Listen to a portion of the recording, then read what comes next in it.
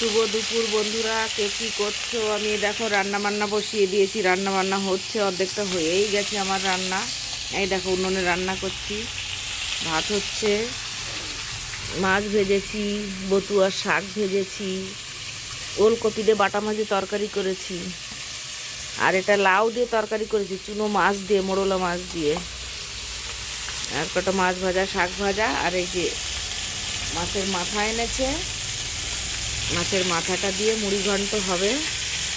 আমার বাবা এসছে তো আলু টালু খায় না, এই জন্য বন্ধুরা আলু দিয়ে কিছু রান্না হয়নি। সুন্দর করে ভেজে নিয়ে মাছের মাথাটা দিয়ে মুড়ি ঘন্ট করব।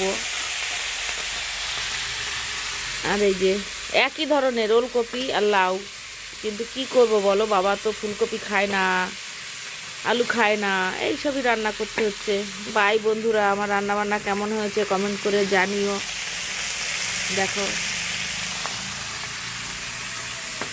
দেখো